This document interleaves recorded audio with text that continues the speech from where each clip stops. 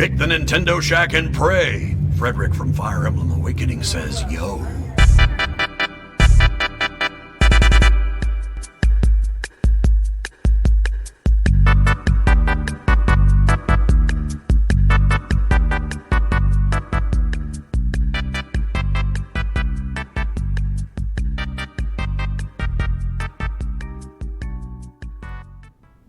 Greetings, Kooplings, and welcome back to the Nintendo Shack. My name is Donnie Reese, and you are tuned in to Nintendo Shack 128 that I'm considering naming the one without a title, because I don't know what we're going to call it. We've got some news and some questions, so we're going to do the things that we do. But as is the case this week, and might be the case for many weeks to come, you know, it's just a whole lot of status quo, a whole lot of... We're doing the same thing we've been doing. We're playing some games. There's not a whole lot of news to talk about. Everybody's at home. Everybody's just chilling. Maybe that'll be the name of the show. Just chilling. Before we get into my co-hosts and This Week in Nintendo, I'd like to thank those that support us over at patreon.com/psvg. So thank you, Callow, Barry Cathcart, Josh Borboni, Coach Mo, Chris McElfresh, Devin Tiles, Kyle Heyman, Paul Calicote, Michael Masick, The Egg Shin, Zach Bradshaw, and Nick Fall-Haber. Rebecca, how are you? I'm doing very good. How are you? Doing good. I feel like I'm doing well. Last week I felt really tired on the show. So this week I made like a concerted effort to get sleep today. I was like, all right, I need a good solid sleep before Shack, because last week I was struggling. Even like just to even put the show out, I was like, I just go to bed. So I got a little more pep in my step today, if you can't tell. Nice and rejuvenated. Do. Got a glass of rum. I got a fresh shower. Hair's wet, but I'm getting there. But I feel like I have been getting more sleep. The one good thing that's been coming out of this self-isolation is I've been able to keep a good sleep schedule. So I feel like that's some good that's coming out of it. I've been getting more sleep. I would probably join you. Except that I never really sleep a whole lot. Like even on weekends or if I'm on vacation, even when I can sleep, I never really go to sleep before. Like I usually go to sleep like around 1. And it's like I usually go to sleep around 1 and then I wake up around 7:30, something like that. So I sleep fine, 6-7 hours, it's good. But it's not like I don't like sleep in. So never really have. What about you, Garrett? Oh, hey. Yeah, that's probably where I'm at too, Donnie. I normally sleep around midnight to 1, but now these days, the days are blending in. Like, I can stay up late if I want and work. I can work as late as I want and play games. I thought we had Shaq yesterday. You're like, oh, crap. Is it Wednesday? Is it Thursday? I didn't do notes. That's exactly what I was like, do we do Shaq on Wednesdays or Thursdays? Yeah. So, but it's been quite okay. I've been sleeping in later, too, which, I still got to do work. I still have, like, a daily thing that I need tasks done. And I'm like, oh, I need to get up and actually change clothes and actually get a breakfast going before. Oh, that's my thing. I typically do a lot of my work late at night. So I'll have projects that I'll like just kind of mess around with. And then like once I eat dinner, like grab a drink, put something on TV, then I'll actually like start working, like focus in and just start getting things done. So I've got a system I need to build like after this for tomorrow morning, which I'll probably I got to do homework. It's going to be an all-nighter, I think. But like I hang out like in my PJs like all day. That is the thing that I'm doing during COVID stay-at-home, work-from-home thing, is I'm just like in PJs constantly. Mm-hmm. So I try to get up at around a normal time. I am able to sleep in a little bit because my work hours have changed online, but I'm trying. Like I feel like I need to keep a sense of try to wake up at a normal time, get dressed, try to maintain that sense of like even if I'm not going anywhere, just get that routine going. So get a little motivated.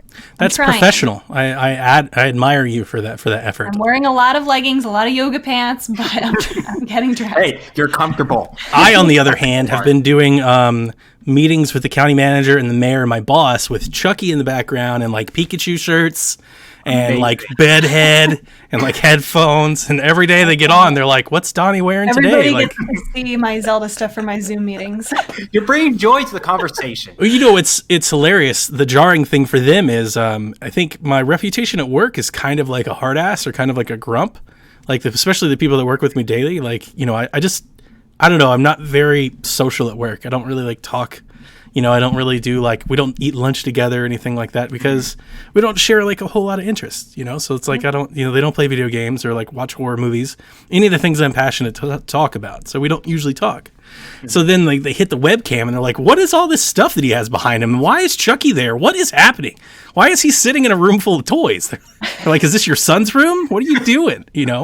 So I've got that going for me. Like it's kind That's another good thing. They're getting to know you better. our assistant county manager, she was like, every day I live to see that Chucky doll. Like I've actually had to take him and like introduce him to everybody and explain to them how I got him and everything. So it is kind of lightening the mood a little bit.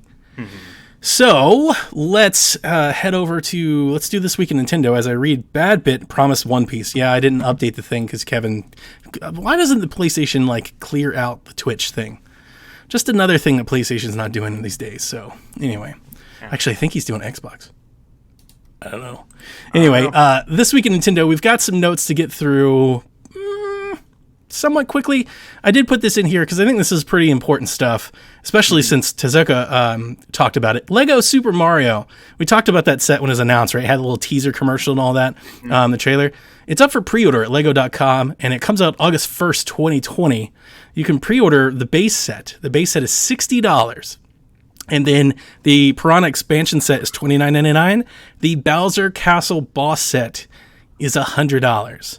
So if you want all 3 Lego sets together, it is $200. So what I wanted to talk about is I've never really bought like Lego outside of it, like at Goodwill or like just like Lego sets that we've got. So like, is that expensive for Lego, or is that right on par with other things? I'm not a Lego expert, but I was under the assumption that a lot of the sets are pretty expensive. Okay. Yeah, that's like kind I think of that's normal. pretty on par with Lego. The Millennium Falcon, I remember buying or getting that for a price. I think that was $200. $200. And that's a serious project. That's like a classic Lego, like built from the ground up. It's like a model. Yeah, it's almost like a model. This is more electronic based, probably much less pieces. But Lego loves to overprice their products, so I'm not surprised at all. That's gonna be $220 or whatever. How many dollars is? No wonder them and Nintendo got all cozy together. Yeah, it's like, oh, you make money too. I'm interested in these. For Jack primarily, he loves the little Connect sets and the little Roblox and things that we've got, the Pokemon ones. 200 is a bit. I was never going to pre-order them. I was always like, Black Friday. If I could find a deal on these, I might snatch one up. I could see the price going down over time if maybe they are not popular. I don't know. They're going to be popular. Yeah, they will be. It's Mario. It'll be popular. That's true. Yeah. Well, maybe you would consider just getting the base starter, like the starting course one. Yeah, just to see how it is, right? Maybe it'll be like the Toys to Life games. Maybe they'll like cut them in half in hopes that you'll buy more later. I mean, they always do that with Yeah. like, series and sets. They'll give you the starter set for 30 in hopes that you buy the Bowser set for 100. Yeah. Exactly. Man, it's expensive, but still cool. I think it looks really, really cool. I'd love to kind of have it as a shelf piece, and it's kind of it's a very nice little display thing. I think that'll be one of those things that, like, looking back, like in years from now, since probably not a lot of people like us, like if you don't have kids, you might not be getting it. That like it would be a cool item to have and like not open up. That's not going to help Garrett get on Lego Masters, which the chat is currently talking about. Garrett, do you want to do a Nintendo Shack Lego Masters team? Sure. What is Lego Masters? It's like the I have no idea. it's like the American Idol of Lego. Like you go and you build Lego and then you get judged on it. And if you like, they have very dramatic ones. My son loves this show. I was excited. I watched the first one. It has Will Arnett as like the MC, and I thought the first one was pretty terrible, so I stopped watching it. Because you literally just watch people like build Lego. It's not very captivating. They try their damnedest, right? To they put in like the Who Wants to Be a Millionaire, like pulses and things like that, quick cuts. Try to make it flashy. Yeah, somebody always like drops their Ferris wheel or a tower falls over or something. They're like, commercial break, but it's like in the first episode, it was literally like, okay, it was like 12 hours. You've got 12 hours to build something. And I was like, 12 hours? Like, I thought this would be like 15 minutes. Like it's like Cake Masters or something like that. But it's like, no, they get all day to build stuff. So you just get like these a life-size type of model? Yeah, they build like these giant, so they all have to build like a piece of the island or a piece of the project, and then all the pieces have to come together, and whichever team shows out the most like advances. It's like Survivor or just any of those reality competition shows. I don't know, it's not that I great. gotta look this up. I never heard of this. It's not that great. I don't think it's that great. You win something. You get to become a Lego master, a master builder. Gotta say that. Like, you can't let that one go. You get that, and I think you get like a gold brick or I don't know. All right. Speaking exclusively on the Game On podcast, Disco Elysium's art director, Alexander Rostov, said that he was currently working on the design documents for the user interface for Switch. Quote, "This interview is, at the very moment, interrupting me from writing up design documentation for the user interface and input systems for the Switch port." If you guys don't know what this is, Disco Elysium won 3 BAFTA awards for Best Narrative, Best Debut Game, and Best Music in a Game, and was at the Game Awards as a Game of the Year contender, and was on many outlets' Game of the Year nomination lists. I've heard nothing but incredible, amazing things about this game. Yep. I've almost bought it on several occasions on Steam. I was waiting for a good sale. Yeah, I think me the too. cheapest that I've seen, it's about $28. Yeah, 30. That's the cheapest I've seen. And the reason that I didn't pop on it was I actually thought Switch was included on this, but I guess it wasn't by this news. But they announced shortly, like at the Game Awards, they announced that it was coming to console. It might have been an Inside Xbox or something. I knew it was coming to Xbox, so I decided to wait. I was like, I'll just wait. And I thought Switch was announced then, but I guess not, because everybody's running with the news now. But I had always expected it would come to Switch. I even feel like they said Switch then, but this is very exciting. It's a great game, apparently. I don't know, I haven't played it, but the things I know about it, there's no combat. It's RPG, no combat. It's all like decision trees, and apparently it's pretty incredible. So all of your choices like compound and build later in the game, and you kind of play as a cop, and you can play as like a corrupt cop. I know they make a lot of to do about that. You can accept bribes and like look the other way and let criminals go, and that might impact decisions or events that happen later in the game, and they might not, things like that. Yeah. So definitely love the style of it. Oh yeah. I guess it feels homage to like the classical like Fallout games as well. That kind of like orthogonal view. Reminds me a lot of the Supergiant games as well, but not combat based, right? It's just going to be narrative based, decision based. I would be interested to look into it, but yeah, it's just the price tag right now of $30 or $40. I'm like, I'm not going to jump in right now just to this random game where some people are telling me, oh, this is a gem. I will on Switch. You will on Switch? Yeah, okay. When it comes to Switch. So when I first saw this, I want to say I was talking to Sean about it. I know Sean bought it, and I almost bought it with him. When I first saw it, I was like, this is totally a Switch game. Like, you look at the style and things like that, and I'm like, this should... I don't know. Maybe I don't eat my words on this, but when I see it, this should port to Switch well. It's one of those things that I think are attainable. I look at it and go, I could see that running on the handheld. Like, that should work for me. So I think from the moment I saw it, I felt like I was always going to play it there. So I don't know if it'll be digital only, if it'll go to cartridge, but either way, once I saw the news and the confirmation, I'm 100% playing this on Switch. Okay, sounds good. What about you, Rebecca? Anything? I actually don't know too much about it. Okay. Yeah. Look it up. I mean, I have to look it up and see.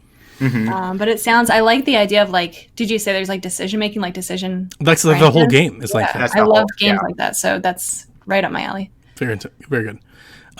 Witcher 3, apparently 11% of its sales last year in total were for the Nintendo Switch. That means the game shifted around 700,000 units on Switch in 2019, and that's a little bit more impressive when you consider the fact that it only released with 3 months to go in the year. So about 700,000 copies in 3 months.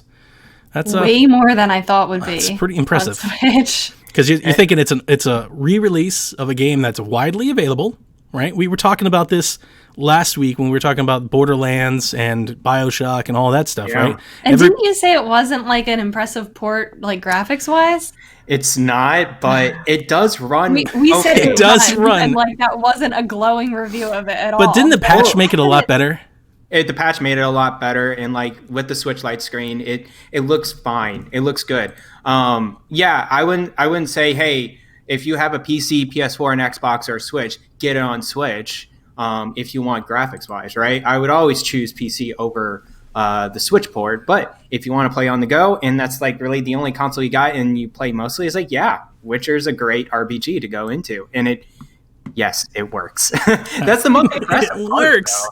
I think the sales coming from this, right? It's the second highest of CD or Witcher 3 sales behind their first year debuting coming out. Sure. And it's really got to be because of that Netflix show. It's just spreading awareness like crazy with this game. That's a And, good like, point. I think a lot of people learned more about what it was, even though it's not like the same. Isn't it not the same plot? right, it's the lore. Like, it's not giving me the same specific story, but it involves the same characters. Yennefer, Triss, and Geralt. And it makes people Ciri. curious too, I think. Oh, definitely. And like, oh, I've heard of these games before. Oh, sweet. It's just on my Switch right now. Let me just grab it right now. Yeah.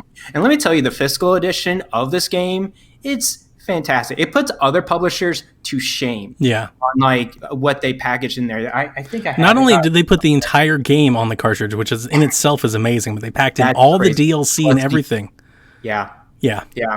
And the stickers, and then a note saying, hey, thanks for buying our game. That's so awesome of you guys. Oh, man. This is why I love CD Projekt Red. And Yep. I can't wait for Cyberpunk. This is why Cyberpunk is going to sell like crazy. The amount of fandom that they have endeared through The Witcher over the years, like Cyberpunk's going to go fly off the shelves. It's going to be insane.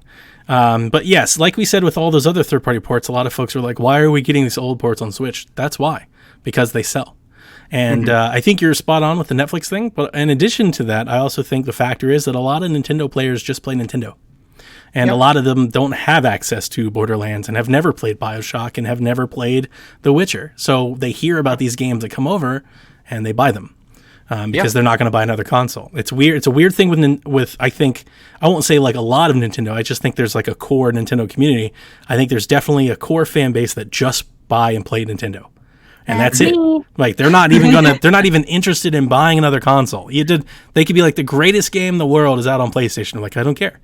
I play Nintendo, and this is what I'm going to play. Now, if you want to bring that over here, I'll play it, but this is what I play. There is I would say a significant portion probably buying this the second or third time. Like, I'm raising my hand right here just because of the cross-save feature that is involved with this game as well. That's insane. Like, I don't have to do really much of anything with like PC. It all saves to their cloud. And then once I go into my Switch, all I do is download the cloud save, play it, then come back, then upload the cloud save, and I'm done. That's interesting. Let me ask you something here. This is how my little marketing brain works. I'm always kind of going this whole publisher angle. Do you think there's an avenue, let's say, where a publisher or a developer could release a game, like a bundle on Switch? You get the Switch copy. It's inferior, obviously, but it also comes with a PC code and crossplay. Let's say it's an old game. I don't know, just pick one. It's an old game.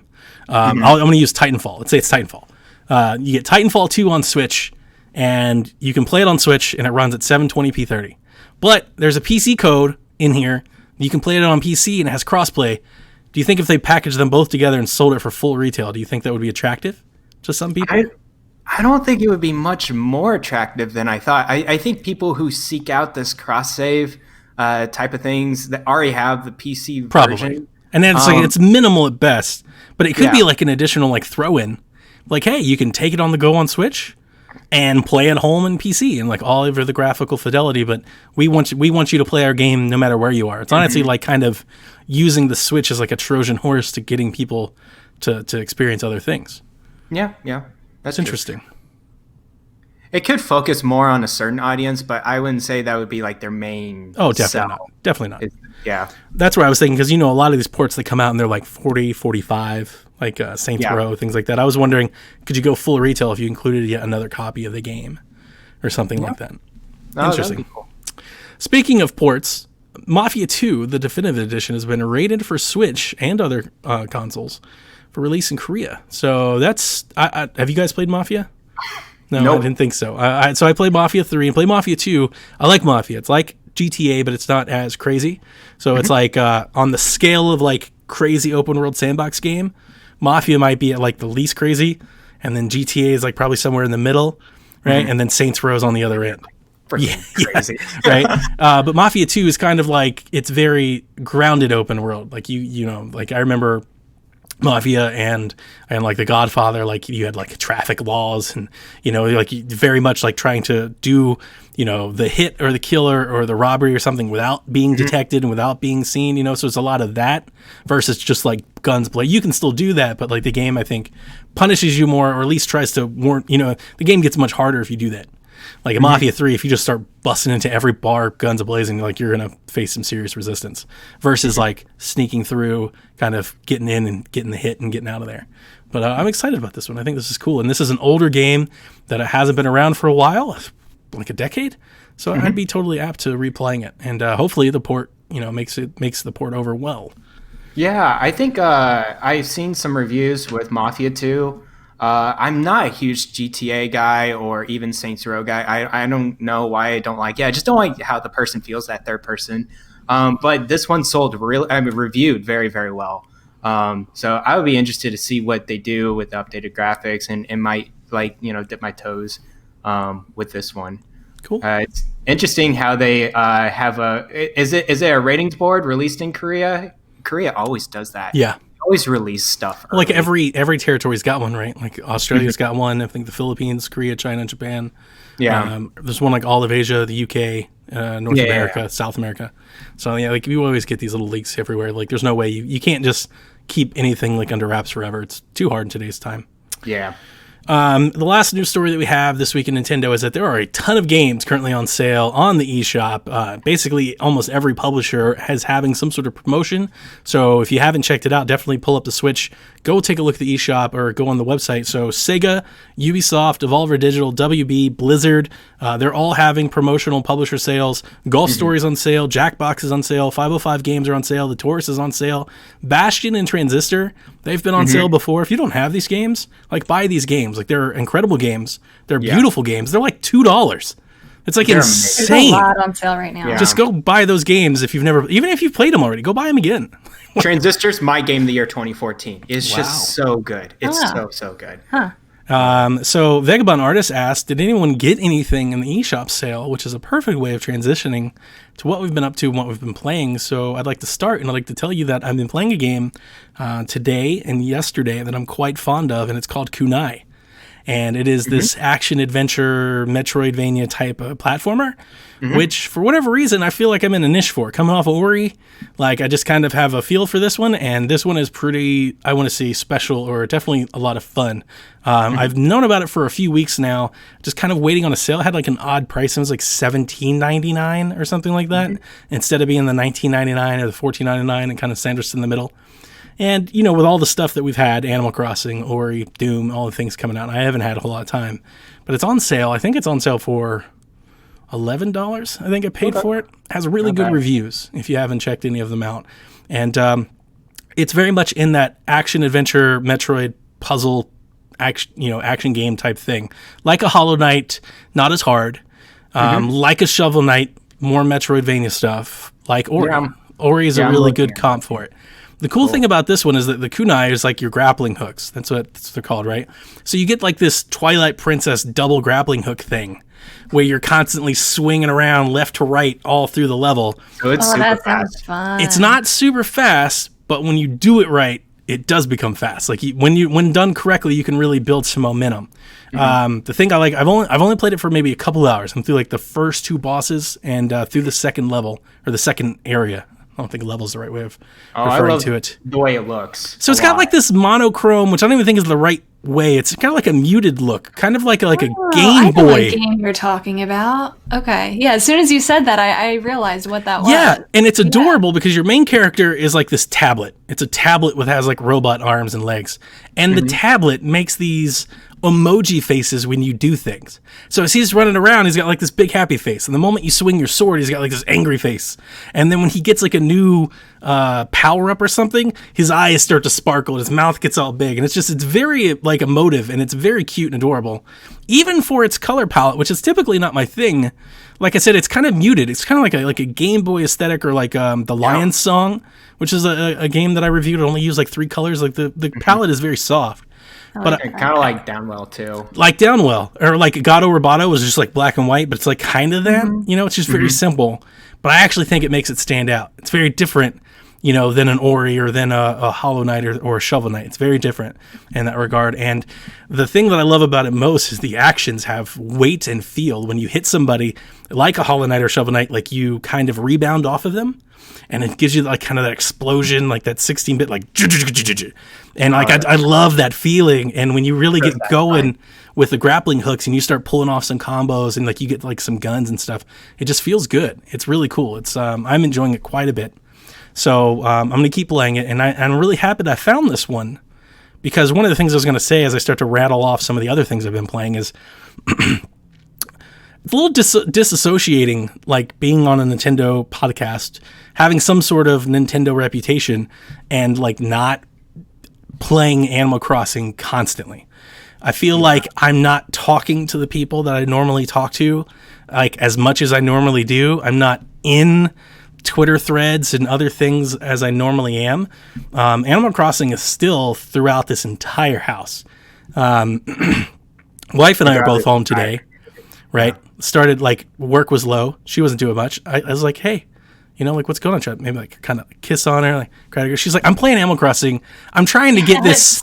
I'm trying to get this. She's trying to get this star or meteor or whatever across the sky. I was like, are you kidding me right now? I had to put a dock in our room because she keeps draining the batteries.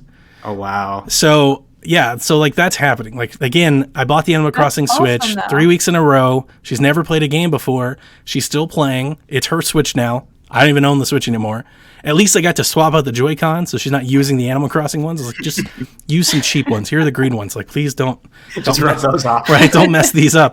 But it is very interesting because in Nintendo Shack and Discord, on Twitter, just everything, all of my friends constantly just Animal Crossing this, Animal Crossing that. Look at this thing I made. Look at this thing I'm doing. And I'm just like, wow, I'm like real happy for everybody, but it's almost disassociating because it's like, man, I don't know what to do right now because there's nothing else. It's not like there's an option. Doom Eternal didn't come out on Switch. Not that I would play it anyway. So I've been playing Doom Eternal on Xbox, but I've started trying to like find some things to do. So one of the games that I picked up was The Legend of Skyfish. And the reason that I picked it up is because on Apple Arcade, which you guys know I grabbed the iPad for and everything, they just launched the Skyfish 2, Legend of Skyfish 2, the sequel, directly into Apple Arcade. I was like, oh, that's cool. I want to see what it is, but I was wondering if I needed to play the first one. It's like $4. So I grabbed it and started playing it. It's like Zelda for babies, like 2D Zelda. It's very, very minimal. But I like it quite a bit because it's cute. It is like a mobile game. I don't want the Zelda word to raise expectations higher than they should be. It's like a mobile game, but I like it because it's level based and it's bite sized. So the whole thing is you just got to go from like, you got to get to the end and break the totem. And there's action combat and some very basic like Zelda like puzzles. Move the box to hit the switch, and like instead of a grappling hook, you have a fishing pole. So you like swing your fishing pole and it pulls you off to the other side, and then like it compounds, it gets harder. So like it starts moving rafts between islands and things like that. So the whole thing is you just kind of go level by level. I think there's 55, 75 of them or so. I'm through like 20. But it's very easy to play if you're not like really paying attention to anything. Right. That's like the thing that I kind of enjoy about it. You can play it while you're watching TV or something because there's not like a lot of story. There's not a lot of characters, not a lot of lore. You don't really have to pay attention. You can kind of just veg out, like kind of turn your brain off and kind of do the things that all of us already know how to do from playing these types of games for so long. Like you already know how to do all this stuff. Did you play Blossom Tales? It sounds the way that you're describing it, where it's Zelda-like, but it's, a lot more casual. There's not really a whole lot going on. The kind of similar puzzles, similar items. Far less than Blossom Tales. Blossom Tales is like Link to the Past, almost remade. Yeah. It's very similar. This is very, very light, light. So if you've got like if you've got young kids or something like that, I would push them this way. Or if you're just looking for something, a couple bucks that like kind of, blow while you're doing, it's fun. It is fun. It's a good game. It's it's shallow so far at least. That's not to say a bad thing. Sometimes, at least for me, that's not a bad thing because I love hack and slash games. Like, give me a Warriors game and just smash some buttons for a little bit, not pay too much attention. I find, some cathartic, good feelings out of stuff like that from time to time. Definitely. So I started playing Wind Waker. I tried to anyway. Like, I was like, well, whatever, he's playing Animal Crossing, so I'm going to go play a Zelda game. So you guys remember a couple months ago, I started playing Wind Waker, and I was taking all these pictures and everything. I booted it up, and I'm not even exactly sure really where I was when I left off, because after all the COVID things have happened, all these games came out, and Animal Crossing, like I was like, I don't know, for whatever reason, I don't like jumping into a game like halfway in. It's like I'll just restart it and play it again. It's like I don't really know where I am. I have to get a guide, kind of figure out what I'm supposed to do. Like I've got like a waypoint. I know where to go, but I don't know. It felt weird, so I started Pikmin 4. Pikmin 3? I'm sorry, Pikmin 3. I just Yes. pulled up Pikmin 3 on. I wish you were playing Pikmin 4. I I think must a have, lot like, of people You would were be so torturing other happy if people you were saying- playing Pikmin 4. Yeah, exactly. You just broke a lot of people's hearts. I must have just like subconsciously put. I was like, it's got to be 4, right? We've been talking about 4 for years. No, Pikmin 3. I just booted up on the Wii U because I was trying to play Zelda, and I started playing it. And I played it all the way through on Wii U the first time, and I think I played like day like 6 or 7, like the snow area with like the yellow Pikmin, the electricity, and you completing the circuits and stuff. Just had a really good night like with it. Wife was playing Animal Crossing, I was playing Pikmin. It's kind of like chill, which is kind of what I feel like I've been kind of searching for, just kind of hang out type of games. Pikmin is a chill game. Well, I mean, I couldn't play Pikmin because it was not a chill game. Okay, guys, That just- stressed me out. Describe to me what I couldn't do Pikmin it. is. it's like an RTS. One of the things that bothers people a lot is when your Pikmin die. Yeah. They're like little ghosts fly up. So like the Nintendo fan thing to do is to not lose any Pikmin. I'll sacrifice Pikmin left. I don't play this game and I don't care at all. I'm like, look, go kill the guy and just start smashing the button, charge, full steam ahead. But it's just I would think it's a chill game based on some of the. I'm playing Doom. Compared to Doom, Pikmin is incredibly Okay, that's chill. fair. That's You fair. know, it's like, but you just like you go around, you find batteries or like fruit, and you bring it back to your spaceship to make enough fuel to fly off to the next area. It's I think it was the time limit that stressed me out with that game. Yep, there's that too. And one of the things that I was reminded of is how much I enjoy playing with the stylus versus the controls. Oh, yeah. And I wonder, I like, do. if we ever do get another Pikmin like that. game, how much I'm going to miss that. Because the stylus, when they implemented the stylus, like, it was so much better to just tap, tap, tap and point where you wanted them to go. Oh, okay. And then the last thing that I did get in the sale, again, it's on sale, is the Sega Genesis Classics. So today you might have seen a couple clips that I posted to the Shack Life Twitter account where I was playing some Streets of Rage 2. I jumped into Sonic 2 for whatever reason. I played a little Sonic Spinball. But really, I bought it for Streets of Rage and for the kids. The kids, like they don't know any of those games. The only thing that I want to say before I get out of your guys' way is I thought it was really, really cool, like the wrapping that they put the game in. I've never played this game. I know it's been out forever. I've never bought it because like $30, $40, and I don't want to pay that much for some Sega ROMs. But I think it was $12 or something like that is what I paid for it on sale. It's cool. You actually select the cartridge off of a shelf. So like the menu of the game is like a room, and you've got this little old TV. You've got the Genesis. There's like a poster on the wall for like special extras, and then there's literally a shelf of games. And you literally like cycle through the games left and right, up and down. That's so cool. You pick the game that you want, and then a cartridge comes off and goes in the Genesis. Oh, I like that. And turns on, and then it can go full screen, or you can play it where the bumpers of the screen are the TV. So it looks like you're playing it in the TV. You kind of see like the wall behind the TV and stuff like that. Super fun. I love that little nostalgia, that little bit They did of just something- charm is They did something fantastic. similar with they released The Lion King and Aladdin from like the Yeah. Super Nintendo and Genesis, and they have a lot of different modes where you can make it look like that, where you can make it Filters look and things like that. Mm-hmm. So that's what Yeah. like the Super Nintendo Classic did that the PlayStation Classic like did none of that. The PlayStation Classic is literally a circle wheel of game art. Oh, wow. And it's like blue. Like the only nostalgia that it has is like the Sony logo that pops up when you turn on the console. And then after that, it's all gone. That was a rough product. That Classic was, man, they had it. It could have been so great. It could have been. It could have been so great. And I still like But mine. it wasn't. I hacked the mess out of mine, so it's still okay. But Yeah. anyway, guys, that's what I've been playing. So allow me to get out of your way. Rebecca, what have you been up to? So as for the eShop sale, I did get 2 things. I haven't started them, and the thing is, with these kind of sales, I buy things and then it takes me forever to actually get them or to actually play them.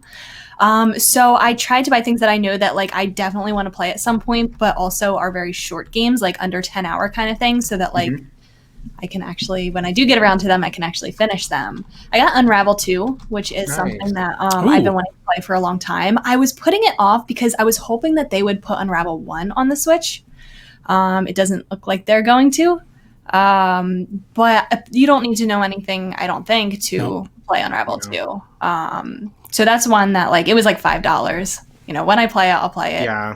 I think there's co-op, so like Yes, I that know was a that is big, a nice co-op couch option. co-op, Mhm. It looks really cute. It reminds me of like Little Big Planet, yeah, kind of. but Yeah. I like the platforming. I like it. It also reminds me of Rayman Legends, which those are easy games to play. And then I also got Greece. Gree. Oh, Ooh. Gree. Yeah, Yeah. Gree. Which I love the game. I wanted to play it. I've been waiting, it's been going on sale a couple times. I finally got it, and it's not that Nice. long, so I will eventually play that. You beat it in a day. I've only heard really good things about that, and I'm so excited because it's so beautiful. It's Yeah. gorgeous. It's utterly gorgeous. You should play it docked, because there's a moment like that game won't mean as much to anybody. Like if you're not one of those types of people that kind of get awed at how pretty a game can be while you're moving, No, I do. then you're gonna love it because I mean it might be the prettiest game on Switch. It's gorgeous Yeah. if you really appreciate the art style. Yeah, that's the reason why I got it. I don't know if I'm gonna like the actual game itself, but like Basic platforming. everyone talks about it, so It's very I figure basic It was platforming. cheap enough. It was like $7 or $8 Yeah, or something. you're gonna So love like, why not, right? There were a couple other things that I still might get on the eShop sale. Donnie, you probably really want Like me to get Katana Golf Zero. Story. Golf Story. I Yeah, haven't. you gotta get Golf Story. Golf Story. Get Golf I don't know Story. if I would like it. That's why you get it while it's on sale. You're gonna love it. Everybody loves Golf Story. There is a rap battle between kids and old people at a golf course. What more could you want from a video game? I'll probably get it, but like a I don't good know golf when game. I'll play it, but I'm sure I will. I saw that Spyro was on sale for like $20. I really Yeah. want to get that, but I would rather have it physical. So I don't know if I'm going to pull the trigger on that one. All the makes sense. Activision's one, I think Crash. Yeah, they're all on sale. That's the kind of game that I think I want to have physical anyway. But I don't know. I still might. I don't know how the port made it. I got the Spyro collection on Xbox. I don't know how the port Yeah, me made it too. over to Switch, so I can't really talk about it. Yeah. I'm sure it's fine. Yeah. On Then I would- Xbox, it's like 4K. It's literally gorgeous, but I don't know how much of that comes over. About graphics that much. So I bought Spyro on Xbox way back when, and I just played the first game, and then when I tried to get into the second game or third game, I don't know. Like Riptide's This- Revenge. Really? Most people Yeah. say the opposite. Yeah. No, really? Yeah. I totally got into the first one and second and third. No, Uh-huh. and I That's sold it back to GameStop. That's one of the few games I was like, I'm definitely not going to play this again, and sold it back to Ah. GameStop. So Interesting. Okay. Yeah, I mean that's what I got for the eShop sale. I finished Chrono Trigger this week. nice. Ooh, I saw you and Jason talking oh about it. my gosh, yeah. Yeah, I watched you stream the final boss. I was like, It what was is so happening? intense. I played so when I stopped playing last time, right before I got to like the final, like I knew it was the final boss. I knew I was going into it. I ended up playing for almost 5 hours, thinking like, oh my Yeah. god, this is I was the like, end. dang, Wait, she's this still is the going. end. This is Okay. the end. It kept going and going. I was so exhausted by the end. But oh my gosh, like this is one of those games where it's like, why didn't I play it sooner kind of a thing? And I think I'm using a lot of my extra free time now to like go back and play a lot of these games that I missed. I did a lot of that last year as well, like games that either started or like games that I've wanted to play this whole time or just like old games that people love that I missed at some point. And I'm so glad that I did for this one. It has many different endings, so I feel like I also want to go back and like either watch or like play some of the other endings. But I always watch them. I did cry at the end of my ending a little my bit, but It's a really great game then. I'll have to get to it. I was hoping that the collection of Mana would be on sale for the eShop sale because that's another one that I think a lot of people who like Chrono Trigger like Secret of Mana.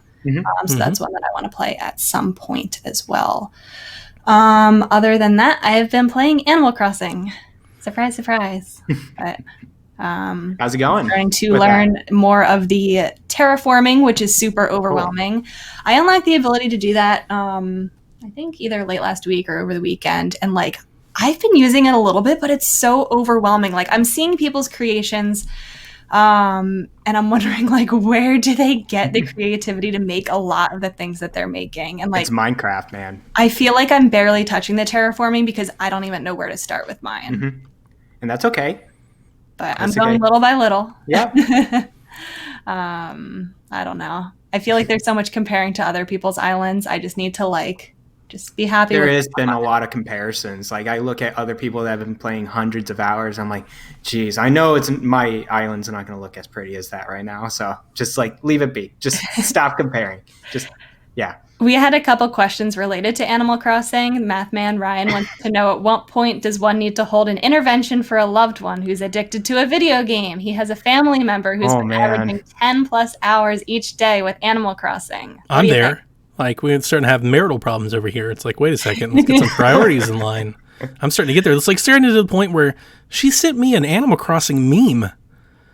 Like, text. I was like, what the hell? What world is this? Like, do you just want to be on the podcast and I'll just go to work or something? Like, Sam said he was up till 2 a.m. playing Animal Crossing the other night. He never stays up until 2 a.m. Wow. He's not a Nintendo person.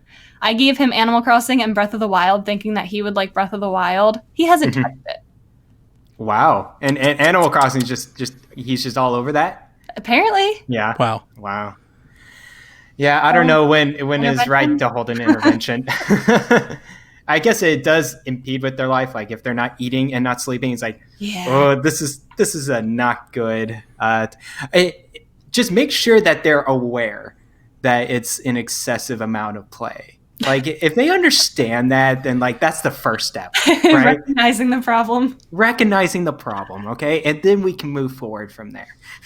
No, I agree that you gotta keep the eating and sleeping schedule is the important thing. And other types of tasks. Now, if they're children, okay, just ground them and take away their Switch or whatever. I don't know.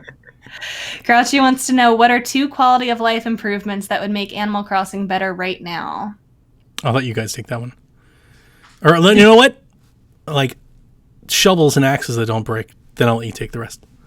Of course. That's like an intended feature, though. Okay.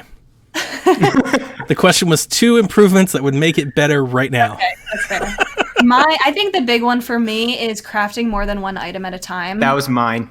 That was seriously mine. That needs to be a thing because like there are some things where like you might need to, like if you want to make multiple of an item, like the fishing bait. Mm-hmm. Yeah. Especially that takes forever. I've been using the fishing bait to guarantee fish instead of eggs. Mm-hmm. And you have to do one at a time. So I have like 20 clams and I have to I have to go in, hit craft the bait for 1 clam. Yeah. Go in, craft 1 bait. Go in. Smash the A button while I watch. I feel like I'm sitting there just pressing A. I feel like that's always been Animal Crossing, isn't it? Like it all the time, like for like decades. It's such an easy thing for them to implement. I've seen people make mock-ups of it, of like how easily they could do it. Yeah, but then everybody would fly through the game like 5 times faster than they already do. Like they're trying to slow you all down. I think the fish baiting the multiple items, that's just the one thing that the pace won't go too fast if they just put that. Multiple of the same item, not the same item, right. Different items all at once. Sure. I get it. Like you've got materials to make 30 chairs. You want to make 30 of them instead of 1 at a time. I get it. Mm-hmm. The other really big thing for me is when I go into the Able Sisters store and I'm like trying on the outfits and it only lets me buy like 1 item of each type at a time. So like if there's 5 shirts I want to buy, I can only buy 1 at a time. And then I have to like leave and then go back in for each one. So if there's multiple things I want to buy, I wish I could make like a shopping cart and buy multiple things at one time. Jason in the chat says control tool wheel with D-pad. Remember I was saying that like I didn't understand why I couldn't map a specific tool to a specific button, like hotkeys. That would be nice. Didn't make it like you've got all these things to manage, like being able to map certain functions to a hotkey makes all the sense in the world. Yep. Yeah. That's a good one. Okay. There you go. He also wants to know what are your 2 favorite peanut butter recipes. I don't have 2, but I really like the making the peanut butter cookies where you put a little Hershey Kiss in the middle. Oh, so good. Mm-hmm. I've had, once in high school, there was a classmate of mine. Her parents always made that every like October and November. I'm like, oh, those are heaven. My mom made them. They're, she called, I don't know what they're officially called, but she called them peanut butter blossoms. Oh. And you've got to like score the peanut butter. You got to score the cookie before you put the thing in there or it'll like melt and fall off. So like that's the thing she was telling me. You got to take like a fork and like crisscross it so it'll melt into the grooves. Oh yeah, that's true. Yeah, just like pottery class and like art class. Same thing. Peanut butter. I love peanut butter. All right, this is going to be weird. I really love peanut butter and what's it called? Like whipped cream, but not like whipped cream like Cool Whip.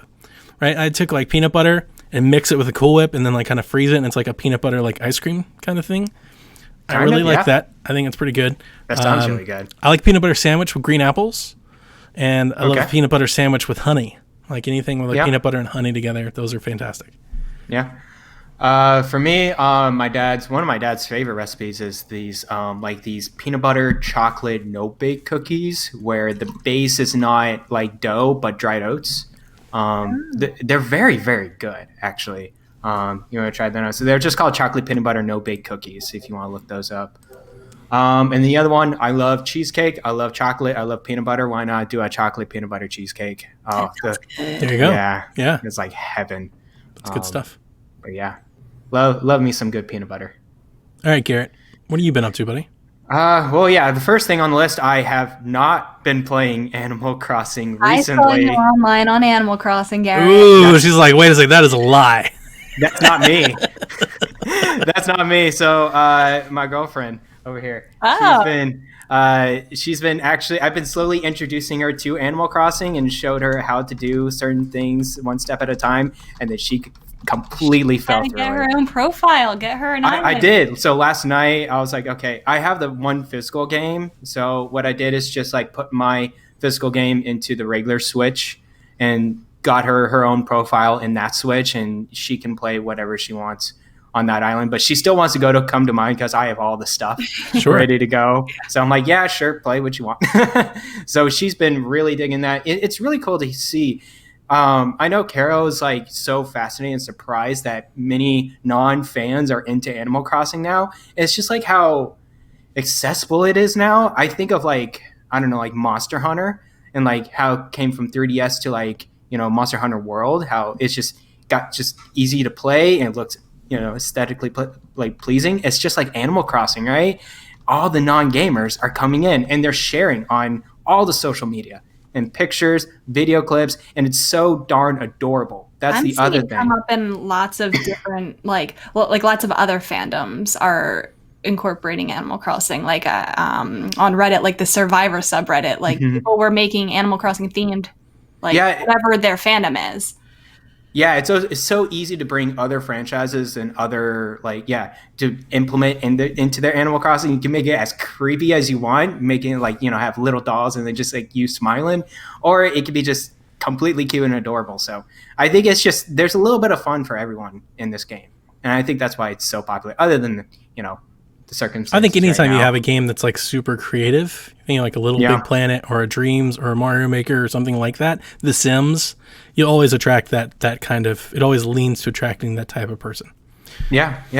And it does feel like Animal Crossing, the word of mouth has been built for years for this release that, it just exploded. It was a powder keg. Perfect swirl of coincident timing for them. Yeah, for sure. I've gotten back into Mario Rabbids Kingdom Battle. So I have not played this game in quite a while. I actually randomly stopped. I don't even remember why. But you never finished it? I never finished it. Oh, man. Yeah. And it's another one of those on sale. I think it's $15 right now. So it's $15 for the everything. I think it's like including DLC. Listeners, if you don't have this game, you've got to go get it. It's incredible.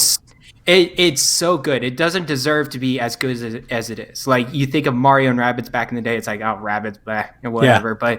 But this game is there. It's an XCOM light game that's very if you're not familiar with XCOM, that's okay. It's not too complicated to get into. I think it's a very good gateway into these types of games, this turn-based, kind of like Valkyria Chronicles and stuff like that.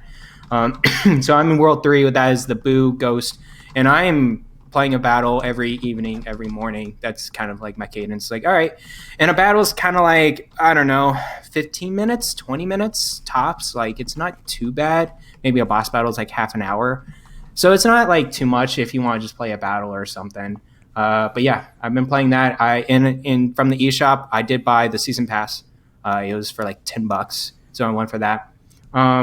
I'm gonna look into the other sales. It's just I've bought so many games, and I still have games on my Switch I want to play. I don't know if I'll get more this time around, but we'll see. Maybe The Tourist. I heard that one. I love that one. Good. You guys get to get all the Devolver stuff.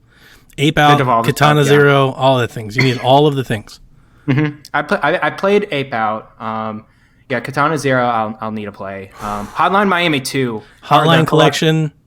So good. So good. I love series so much. You know Yeah. And then I've also actually been playing not on Switch, but it's on Switch. It's Slay the Spire. Yep. And people, I mean, some people have heard of it, some people have not. What this is a deck building roguelike game. So you start off with a very basic set of cards of just attack and defense. And then basically you go through turn by turn to like play as many cards as you can in your hand. And then you just, attack to defeat HP and defeat the monsters. And then as you go into each level, you add a card into your deck. He's like, all right, choose one of the 3 of these cards. And it gets more complicated. It gets a little bit more complex as you go along with these levels. And then you make this really unique deck of yours. I was going to say, I assume the decks can have themes or certain trends that you kind of lean into. Yeah. So there's 4 characters, and then like each character has like maybe 2 or 3 strategies you can use. Okay. And you can kind of mix those up. So like there's cards that like you take advantage of, like exhausting cards, where it's like instead of discarding them, you exhaust them so you can never play them again in battle, but you get a bunch of extra bonuses when you do that. So you can pull off really cool combos. I find it very addicting, and I love card building, deck building games. If you guys are into that, this is definitely a game you should pay attention to. It's on Games Pass for PC. That's why I've been playing it, but it's also on Switch. I'll definitely shout it out when it ever gets on sale, but it's really good. And I know a lot of people are hooked on it. You're just making me want like a really good Pokemon card video game. It's a shame that we haven't had one since Game Boy. And the thing that they have on PC kind of sucks. It's not good. Oh really? Yeah. Yu-Gi-Oh! That's one I've been really into as well. That's on Switch. It has everything on there. So if you're into Yu-Gi-Oh!, it's right there. And then this has been a while, but I just want to say I did beat Luigi's Mansion Dark Moon. And it was good. I think I was getting a bit tired at the end of this game, especially the second to last level. It is crazy. It's just insane what you have to do. You have to suck all the ghosts in a time limit, and I'm not good with time limits. And like, it was so heart pounding. I barely got to the end of it. It was like 1 second left. I'm like, go, go, go, go, go. And then like, my thumb just really hurts at the end. Like 3DS games and Luigi's Mansion does not go well, because like you have to pull like your thumb to the left or right in order to suck all the ghosts. And I don't know. I feel like I had like just tension in my thumb after that. I was like, ooh. Other than that, really enjoyable game. Really, quite a significant game, substantial, long game. So, and that's pretty much it. Yeah. Okay. Cool. Did you play Luigi's Mansion 3? Not yet. That's the next one in the dock. Now I'm finished with this one. That one's really, really good. Good. Okay, let's get into our Shack questions direct from you as I check in on our time. Let's see here. 55 minutes. You guys got time to do these? Absolutely. Let's do it. Question number 1 comes from Kevin. With basically everything being delayed, canceled, or postponed due to the pandemic, is Nintendo secretly the winner here? Having announced nothing other than Xeno this year, can't really disappoint with delays if we don't know what's coming. Okay. I guess I'll go first. I don't know what you mean by like winning. Like, because I think everyone in these companies are like, crap, what do we do this year? I think Nintendo has a leg up of not announcing a ton of new games this year, especially later on. I know PlayStation and Sony had to, pull back with The Last of Us and Iron Man. I'm sure Ghost of Tsushima is going to be out as well. Xbox is like, I'm not really sure what kind of games are we going to release as well. Well, they pushed all their stuff, right? They pushed Wasteland. They pushed. Oh, really? Yeah, they pushed. What's the other one? Minecraft Dungeons. They pushed that one too. Yeah, that's true. I mean, that for about a month or so. But yeah, they definitely pushed it. But I think fans of those companies, they're like, we understand. Sure. Like, it's not going to be like in the end all be all if we're delaying these games. It's like we understand that this takes time. It takes shipments and products to be made somewhere else, and logistically, it's not going to happen for now. So I don't know. I mean, I guess Nintendo has a leg up saying that they're not playing anything, but at the same time, I don't think it's a big deal. To be quite honest with you. Yeah, I got to agree with that. I mean, I feel like whether you know about the game or not, we're still not playing it right now. So what's the difference? That makes sense. No, that makes a lot of sense. I don't think it's. I mean, compared to most Nintendo years, it's really not all that different. You know, it's not like we've like the entire Switch generation. Yeah. It's not like we've really had a really long roadmap. And even when we've had a roadmap, you know, Jason and I were making fun of games. Like we were getting indie games this year that were announced in like an indie direct the year Switch came out. Like there are constantly like indie rollovers and things like that. Oh yeah. I understand Kevin's direction here. I do think it, you know, like they don't have like a big game scheduled for May or June that everybody was looking forward to that now they're disappointed in. But at the same time, with everything that's going on, I don't think anybody cares if gamers are disappointed in something like that. Is such, you know, trivial, least of anybody's worries type of stuff. Yeah.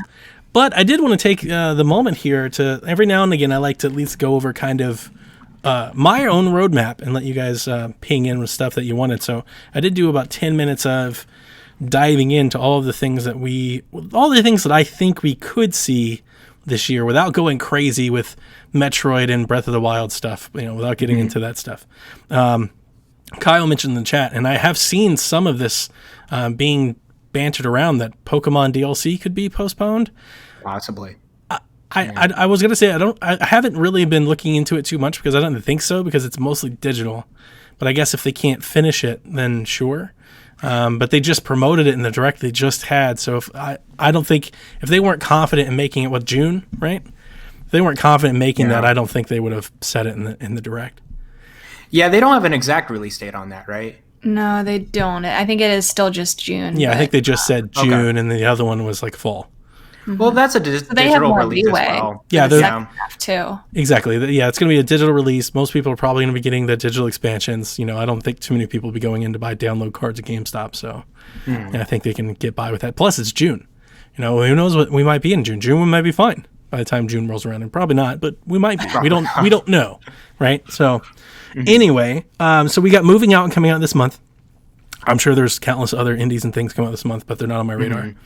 We have Xenoblade, Bioshock, XCOM, Borderlands, The Wonderful 101, and Shantae, until further notice, until if any of those get delayed. We got all of those coming out in May with Minecraft Dungeons. So May is like banging. Now, again, for gamers that play a lot of games, like all of us at PSVG, not all of these might mean much to you because you have other consoles. But that doesn't mean that there aren't things dropping for fans that have it, right? And then what I put down here is I wrote down a list of things that I expect to hear from in June. And the reason I'm saying this is I'm expecting we'll have a June Direct kind of taking place of E3 like we normally do. Yeah. So here are the things that we know. Here are the things that I think we know probably should come out this year. Bravely Default 2, right? Already announced this year. Deadly Premonition 2, announced for this year. Yeah. No More Heroes 3, announced for this year. Yokai Watch 4? Possibly. Like it's out in Japan. Like we're expecting that to come. Right? Yeah. Persona Strikers, like it's on Japan. We know it's on the way. Sports Story, right? We know that's coming. Lego Skywalker. It's been on the thing for about a year. We know that's coming. You shook your head. Do you not? No, I don't know. Lego Skywalker is a remake of all of the Lego Star Wars games in one package. Oh, give me. Yeah, I'm totally buying that like the day it comes out. That one. Doom Eternal. Getting pushed. We don't know when it's coming, but it's coming this year. Like we know that, right? Support's coming. Super Meat Boy Forever, Hollow Knight Silk Song. Okay. Let's see here. We got Clubhouse Games, Dead Cells, Catherine, Outer Worlds, Windbound, Gods and Monsters. We got a lot of games. I wrote down some indies. Now I don't know that these are coming out like in summertime, but I expect them to be out this year. What the Golf, Mineko's Night Market, Roki, Spiritfarer, Baldo, Boyfriend Dungeon, Red Lantern. There's a bunch more. Like there's the Rice and Ruin game. There's a bunch of them. I've got a list of indie games I've been following forever. The point I'm trying to make is if anybody is out there is concerned that we're not going to have things to play on Switch this year, like I just rattled off 60 games that you should maybe look into or be aware of. And they're not all Mario, right? Like they're not all Mario and Zelda games. I get that. But we mentioned on the show last week, we're expecting maybe some Mario ports to get thrown in here. You throw in another game here and there, and we have a really big year of Switch stuff. Like, it's already a big year, and we don't even know what the big things are. And I mean, I can't play all these games. I'm not going to be able to play all these games in one year. Oh yeah, right. Of So course. I don't know. Yeah, I think that not enough people give these smaller studios a chance, but there's so many great games like Sure. that that are coming out. We had that Indie Direct, and like I've seen so many people say that they don't care about that, but like Yeah. the same people would love a lot of those games if they just tried them. Yeah, but I mean, you are 100% right. I'm not going to disagree with you. The only thing that I say is I get it. A lot of people buy a Switch. They buy a Switch to play Mario and Zelda games. And when they don't have them, they want more of them. And I understand. I don't think it's a wrong thing to expect it, but you can't expect it every year, right? So that's why I said, like, go replay Odyssey. It's a great game. Go get Super Mario Bros. U. When 3D World comes out, like, go get that. Like, you'll have I it. It's guarantee you there. everybody has a backlog, even of first-party games that they haven't played Oh, yet. for sure. Play some Mario for Kart. sure. Get Mario Maker. That game's always new. It's new every week you turn it on, you know? Like, you keep playing that. I played some Mario Maker last week. I didn't put it on the list, but I'm always kind of playing that game a bit. Plus, we've got the Pokemon DLCs.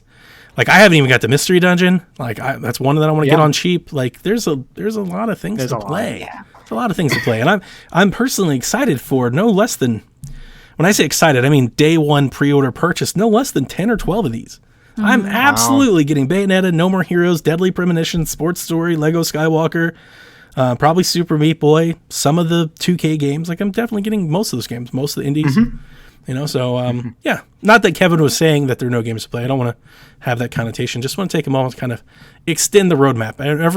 I usually do this like quarterly. I kind of let the listeners know all the little things that I'm kind of monitoring every now and again. I'm sure we're going to get, we'll get these Mario ports that everybody has basically said. I'm sure there's a brand new game in here we don't know about. Guaranteed. We'll get a Donkey Kong or a Kirby or something. There's They're something in sitting here. on something. They Yeah, have of course. to. Yeah, of course. And they'll be like the one thing, right? They'll have Pokemon DLC. They'll probably re-release Pokemon with the DLC. That'll be another big thing that they'll do. Maybe some of those Mario ports that are rumored. Yep. And it's going to be a huge year. Tons of games to play. So I really don't have any concerns. And I don't think it puts them in any better stuff. So next question from Luffy King. Given the current economic conditions due to COVID-19, do you anticipate any major projects being delayed? Do you think losses could pave a way for a major company acquisition? He puts, i.e. Disney acquiring the Pokemon Company. That's interesting. I've never thought about Disney acquiring Pokemon Company. Could they? They definitely have the money to do so. Does it fit? They're not going to rip it out of Nintendo, right? That's the reason why it wouldn't. Nintendo's not going to Yeah. sell it. Like, the only way Disney acquires a Pokemon Company is if Disney don't see acquires that. Nintendo. First Nintendo. Yeah, I don't see that happening. Exactly. So, if anybody's acquiring anybody, it's Xbox. Like, Xbox That's is true. probably acquiring a studio or two. There's been a lot of rumors about that happening. So, if anybody, or Epic, like, they've been snatching up, exclusive deals and promotional things and stuff Yeah. like that. So, I don't think so. I mean, I definitely think we'll see delays. I think if there's a game that's being crunched, that's coming in hot, what a perfect excuse to delay it. I mean, there's no reason to force anything out right now. Just take your time. So I'm sure we'll see things like these indie games and some of these things. I'm sure we'll see some of them, get delayed a bit and get postponed. Yeah, make that the expectation, actually, of like, hey, this is going to be more or less likely that this is going to get delayed. And that's why, they say in their directs, it's like, guys, due to this, the COVID-19, like, just we're not certain when the release date is anymore. It's just because of the logistics of it. We're going to have to do remote work. Plants are not going to be as efficient as they used to be. And like, they got to be careful. We're missing now. devs. Like, what if the senior programmer, gets sick or their family member gets sick or they can't leave home or something like that happens? I'm sure there's only so much they can do at home as well. Sure. So, yeah, I'm expecting it too. That's why I thought the direct that we had was so delayed, compared to past. Yeah, they didn't have dates. I think that's what it's been. They didn't have firm dates. They're waiting for firm dates. So, and you know what? If June comes and goes and we don't have a direct, I'm sure that'll be the reason why too. Like, I'm going to be first right now. I'll tell you, I'm not going to throw my hands up in the air if we don't have a direct in June. I'm working on my backlog. I feel like there's always something to play. Or replay. I'll play with it. Or replay. That's true. That's the thing I'm pushing, man. I'm pushing my replay thing. I love replaying games. I feel like I'm like one of the few, but for some odd reason, I really enjoy getting into a game that I already know. Like, I have like some trepidation every time I start a new game. I'm like, I don't know where to go. I don't know what to do. Especially because, me, I play a lot of like adventure, puzzle, like open world games. So a lot of that is like, I don't know what to do. I love coming back to a game. It's like, I know exactly where to go, so I kind of enjoy that. I get that. There's a part of me that likes that. Chelfie, has your online shopping been up or in control since the lockdown? He bought some Mario and Luigi Joy-Con grips just because. Just because. No, I haven't bought a single thing, and like I don't. Part of me like just I don't want like the Amazon workers or like whoever like to be out there delivering and like preparing that, and I don't need anything right now. Oh, that makes me feel bad. I'm not saying that to make you feel bad for anyone who is, but like, Oh, man. I don't know. Like, I've only been getting necessities right now. Sure. Yeah. And like what I was saying about like Spyro before, like, sure, I want that physically, but like, I'm not gonna, and all those stores are closed now anyway. So like, I can't even go like buy it. I guess I could order it, but like, yeah. I don't know. I haven't bought a single thing in weeks, like physical items. So mine has gone down. Maybe that's good for my wallet. What about you, Garrett? I think more or less in control. This doesn't really affect how I do online shopping or anything because I'm always on my laptop anyways or just doing work. If I'm not on my laptop, I'm in the lab doing work. So like, I mean, the temptation is not as much there if I'm home and doing work and trying to set the routine. But, you know, I mean, probably for the past 5 years since I just like get my own income and my own money, it's like, oh, now I can buy stuff. And it's like, I've been trying to get that under wraps, under control. It's like, hey, you don't have to buy every sale. You don't have to get every game that's coming out there. Hey, do you remember, you know, playing that other game that you were playing right now? Like, you don't need to get this game right now. So I don't know. It's always a constant battle with me. I don't see this affecting me anyway, though. I feel like it's pretty good timing. I would say it's up just because I've bought a lot of things, but actually I really haven't. Most of my things were already purchased. So like coming into this year, I was basically bought up through like May. Like through The Last of Us, I had Doom pre-ordered, I had Animal Crossing pre-ordered, I had Mystery Dungeon pre-ordered, I canceled that, but I mean, it's because I have so many games to play. I had Resident Evil pre-ordered, I've got The Last of Us, like I had it all pre-ordered back last year. So it's not like I've been buying all those games. I did buy a PlayStation 4 Pro. Yeah, I was going to buy one anyway for The Last of Us. What I was holding out for was a Last of Us version. Yeah. And when they delayed it so close to it, I kind of read between the lines and thinking they didn't have one. Maybe they do, but I don't think so. Like we were like 50 days out from release. If they had a system, I think we'd know by now. I would have said. Yeah, it's like it's just too close to launch a system. Yeah, it's too late I now. think. Yeah. So I got a deal on one because I wanted, you know, and then the other reason was if I'm going to start replaying some games like over the summer, let's say more and more things get delayed, a few of the games that I might want to replay are like God of War or Horizon, and I'd like to see them in 4K. I'd like to, you know, see all the nice stuff. So I've been planning on getting one anyway. So I just went ahead and bit the bullet on it, just because I got a good deal. But no, I haven't been buying. You know what? Maybe my entertainment budget's gone up. Like I've typically always carried like one subscription. Like I have Hulu or Netflix. Right now I've got Hulu, Netflix, and HBO and Disney Plus. Dang. Also, I've been like buying the movies at home, like the movies that are in theaters. I've bought like 4 of them. Yeah. Okay, So- that's They're like $20, and they're like it's kind of twofold. One, a few of them I've really wanted to see, but 2, I've been saying for years that I've always wished they'd do that. So I'm kind of like trying to vote with my wallet. It's like maybe if we make them enough money, they'll continue to do this. Yeah. I honestly do think that's going to be the future of movies. I think a lot of theaters. It's gotta be. After all this, and that's what it's going to be. Yeah, that's true. I would gladly give them $20 to rent a movie day and date with the theater release, so I don't have to go to the You're at theater. home, you don't have to. My TV's better. My TV's bigger. I got lights. I got my own popcorn. Like it's a better experience. I'd rather watch it at home. You know, it's nothing against the theater. It's just it's better at home. No, I think that's the future of movies. Yeah. I think it took something like this to make that happen. So I bought these too. Ooh. Yeah, these nice Arctic 7s. I know a lot of PSVG staff people are buying these now. There you go. I got a pair. Yeah, these are so good. And then like the mic goes out like this if you want to, you know, have that out. But yeah, that's my one big purchase for the month, and try to keep it on the wraps. I'm still a poor college student. How like beautiful and soft do those fit? Oh, I can wear They're this all day. so great. They feel so nice. It's like And pillows. it's relaxed on my head too. Yeah. Like, because it's not this hitting your head. And I was We like, should this really is get a awesome. sponsorship with like I think listeners would think that we could. didn't get any headsets for free. Like we all bought them. Yeah. We definitely could. You know what? One of the things that I've always felt like an outlier. Not that I'm against getting anything for free at all. Like, go out there and save your money and stuff like that. But I've talked about this a bit. I've taken like a stance on not like reviewing games like for people.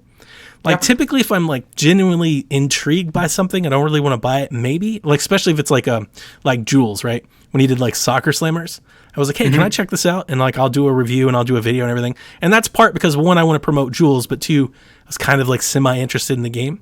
Yeah. But typically, I don't really want a company to give me a game to review because when I was reviewing games a lot, I would always kind of feel beholden to almost be nice. Not because like I was afraid to not be nice, but I almost like even if I tore a game, I still felt it. Like I recognize like they gave it for me for free. There's a level of like like you just have it. Like I think it's just compassion. You just have some compassion. So I'd much rather like I bought the game, so all of my opinions are my own. And if I really want to trash a game, which I really don't do, I actually think of all the things that I've changed at PSVG. My like range for really hating a game, like your game has got to be real bad for me to come on the show and tell you that it's awful. I may tell you it's not for me. I didn't like this mechanic. I didn't like that art style. But for me to come on, like it's got to be like The Golf. There's a game on Switch called The Golf, and that game sucks. I remember you going that game is garbage. Like I wish I could get my money back so fast, but like it's got to be that bad. But I don't know what it is. I feel better about it. It's almost like freeing knowing that I don't have to, like I'm not beholden, to doing anything. I kind of just do it my own way. So I don't know. And also like I do start to feel that like there's so many content creators like in the world. Like this has exploded. Podcasts, YouTube, Twitch, Mixer, like everybody does this seemingly. I know it's not everybody, but feels like there's just hundreds of thousands, if not millions of us doing this. There's still a part of me that now it's like, I kind of want to buy the game. Like I want them to get some money for their work instead of everybody getting it for free in exchange for YouTube videos. It's like the YouTube video is not going to keep you in business. It's not going to help me get a sequel. That's true. I bought like 3 copies of Golf Story. I bought the physical version, I bought the digital version, I bought versions for other people. I was like, here's Golf Story for free. Please go play this game. So I've done that with Undertale. I think I've given so many copies of Undertale out to people. Right. So I'm not saying it's good or bad. I'm just saying it's 10. It's this weird thing that I've adopted. It's just a thing I've taken on. I got the Wargroove physical edition. It was just the second copy. And it's like, it's really nice because it has the stickers and extra things. It's like, hey, yeah, maybe you buy the game already digitally, but here's all the extra stuff you can get if you buy it again. I've been looking at the Golf Story collector's editions on eBay. Like I'm just waiting to get one for like less than 70. Like I'm totally going to pop on one because I want the trophy. I told myself I didn't want it, and as the months and years pass, I'm like, I kind of want it. I will buy Golf Story. Right, check it out. You're convincing me to buy Golf Story. I will buy it. Amazing. I love that game. It's good. We need more golf games. God, I need more golf games. I was playing Hot Shots, playing everybody's golf. All right, Trash Turkey, breakable tools in Animal Crossing, breakable weapons in Breath of the Wild, blocks in Mario, which is weird. Are breakable items in games just a necessary part of games with crafting? What Nintendo title would be next to get the crafting breakable items? So I think the second part of this question is fantastic. Yeah. What do you guys think? I'm trying to think of what it would work in. What? I mean, the game would have to have crafting of some sort, right? Yeah, if you want crafting or breakable items, yeah. I think for me, if you want an extra layer system in there, I can't remember, but the Fire Emblem series, I don't know if the earlier games that they do break, and maybe some games do. But you can like break your weapons, and after even the new one, you got to do that. Oh, new one. Yes. You're constantly repairing your weapons or getting new ones because they have durability and they'll break. Yeah, that's why I'm not paying attention. But if they have crafting in there, that would be a whole nice system. That would hurt my heart. I would be really. I would be upset. I don't like crafting. I feel like it's like tedious padding of the game to make the game longer. It's like, why do I need to craft this? Unless the game is like built around it. Like if it's a surviving game. The thing. Yeah. Like if the mantra of the game, if the motivation of the game is crafting, like Minecraft, I get it. If the game is Fire Emblem and it's tactical RPG, don't get it. Why am I crafting things? Like that makes me angry. It would have to be very light, but also it has to be very specific goal, right? A nice balance between that combat's still the base game, but also you can upgrade weapons. You can get items to upgrade. If it's weapons. buffs, it's somewhat optional, but worth it, then I'm okay. I'm happy to listen to it. And I guess they already do that, so maybe. But when I think of Animal like Animal Crossing crafting, I'm like, oh no. yeah, definitely not. It works for me in that game. It does, and it's again, it's a part of it. Like that's the game. I was on record as much as I don't like crafting, and I really don't want to keep making axes. I realize that it's probably a betterment for the franchise, and that more fans will get more out of it. Yeah. Even if it's not for me, I totally can appreciate that. I was thinking Pokemon. How would it work in Pokemon? I don't know, but for whatever reason, I was thinking, like, you think about needlessly padding out a game, like, I could absolutely see Pokemon doing some mini crafting thing. Further and further They away. already did, like, recipes, right? So if they just had, like, more Yeah, they did material recipes. gathering and stuff like that, and you had to, like, I totally could see that Crafting, happening. and then what would break? I don't know. To make it? Your items bike? on your Pokemon. Your bike? Bike, no. That would be so dumb. Oh my God. No, I don't know. I don't know. I'm just telling you, I can Breeders, see it. like, freaking out if like they're trying to breed biking up and down the path and then their bike breaks and they can't keep breeding until they go craft another bike. Don't do that. Don't do that. You just want to fight Pokemon. I was trying to think. I mean, I don't really know. I mean, like, Pikmin, not really, but, like, you break materials down to make new things. So, I mean, it kind of could have something going there. I mean, I really don't like it, so I don't want it in any of my platformers, so keep it away from Metroid and keep it away from Donkey Kong and Mario. It's just not my thing. Yeah, I think Animal Crossing's the one thing, and I maybe can't Breath think of the Wild a little bit.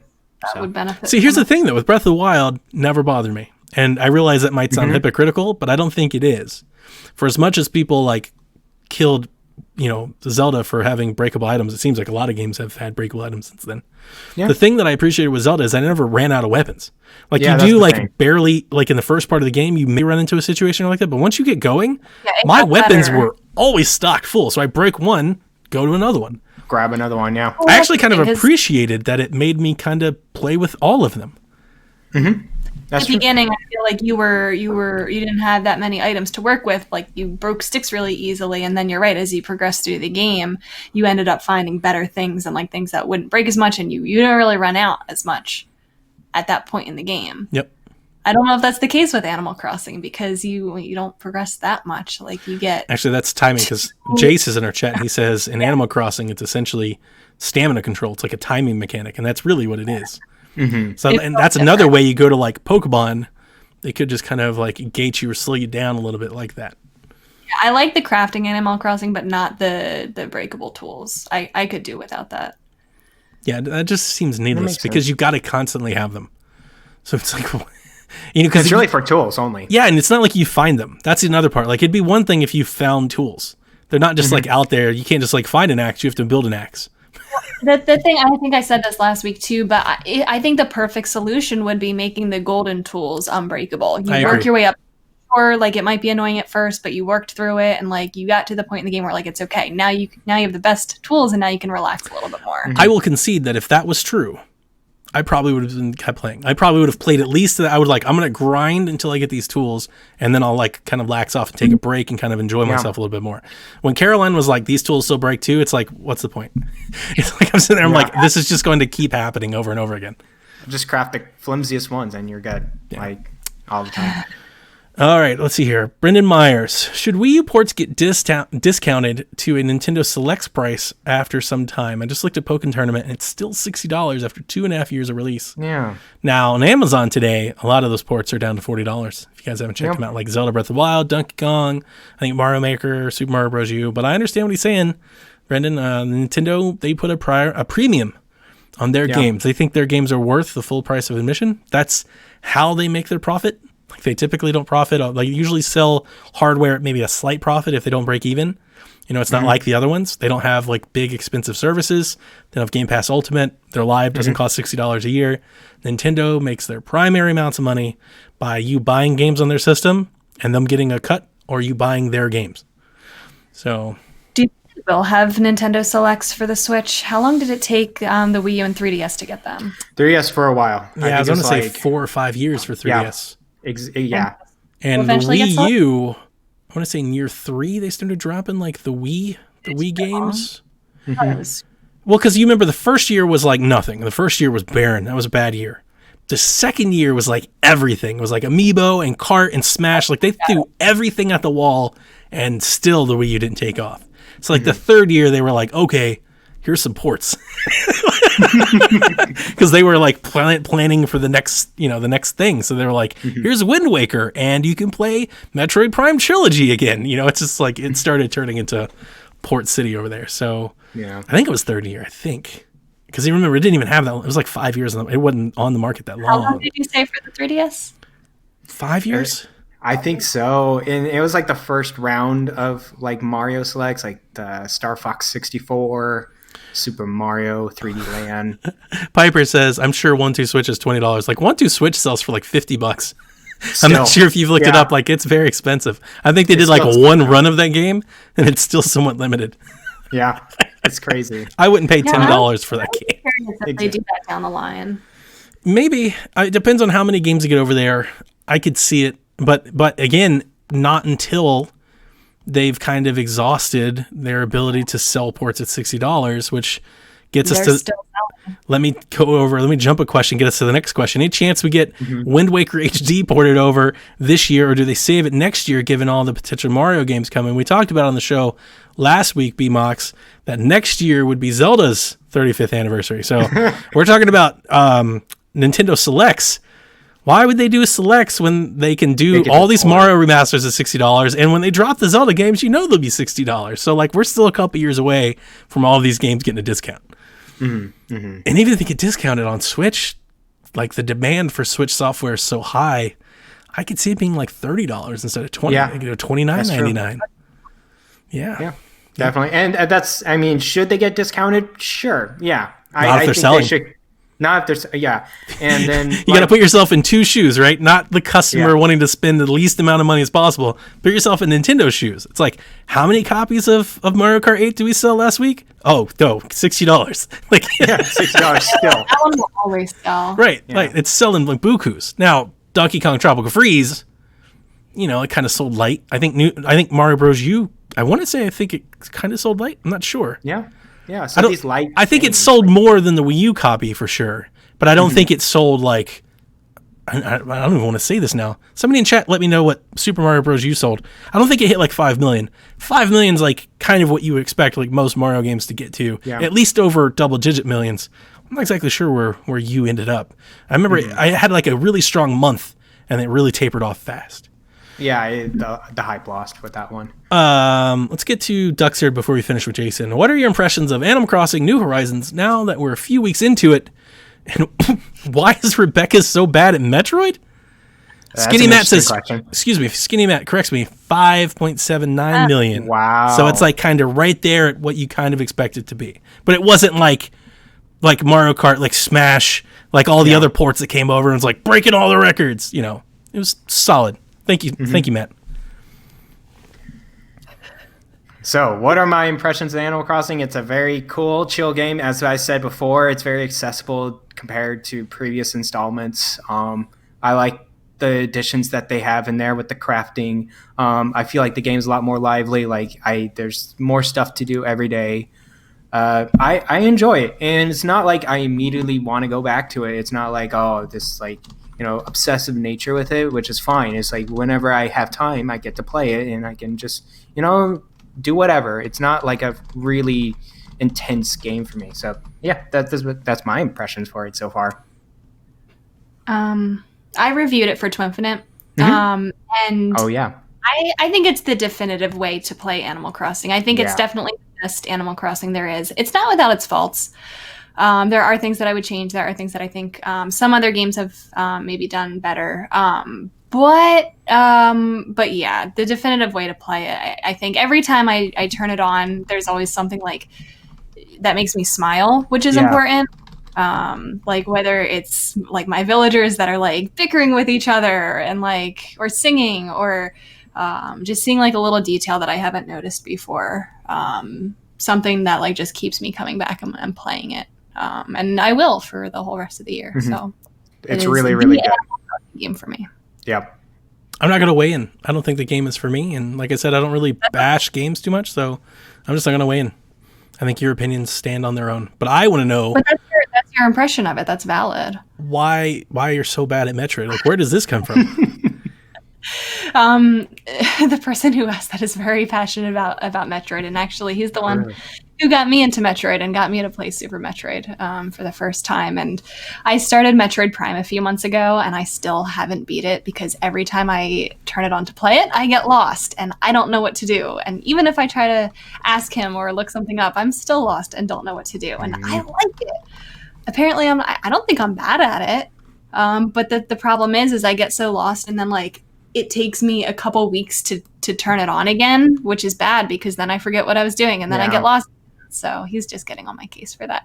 But I like Metroid. I don't think I'm bad at Metroid. I need a Metroid Prime trilogy on Switch. Yeah. I would See, immediately start playing that. I was waiting for it and waiting for it and waiting for it, and then finally I got the trilogy on the Wii, and I'm playing it. That's what I'm playing it on right now. So I thought as soon as I get it, they'll announce it, and they didn't. So maybe they're waiting for me to beat it before they announce it. Guess I'll get on ROMs, maybe.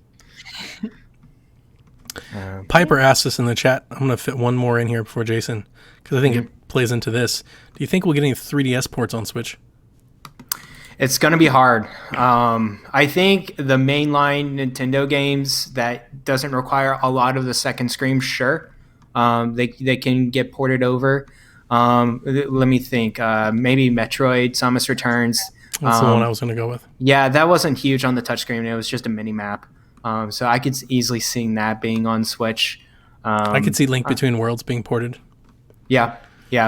I think I think of the Etrian Odyssey games, the stuff that really needs a touchscreen. I'm like, this is going to be interesting trying to see them trying to pull this series over to the Switch. It's like the Persona Q series and Etrian Odyssey. Those are some, that's an avid fan base that, they're kind of get left out because the 3DS, it really did help doing the stylus and actually picking out where the map is in the dungeon crawling game. So we'll see about that. I could see. I just think there's so many 3DS games that would have to get reworked, especially the early ones. They would have to rework it so much, I think, to be able to work on another console. So I'm looking here. We already got. Let's see here. We got Luigi's Mansion. We don't have Dark Moon, but we have Luigi's Mansion. Yeah. We got Box Boy. We got SteamWorld Games. SteamWorld Games is everywhere. So I think we could get a Link Between Worlds. I think Samus Returns make a lot of sense. I think both those make a lot of sense. Two that I'll go on a limb on here. I think Fire Emblem Awakening is due for a remake.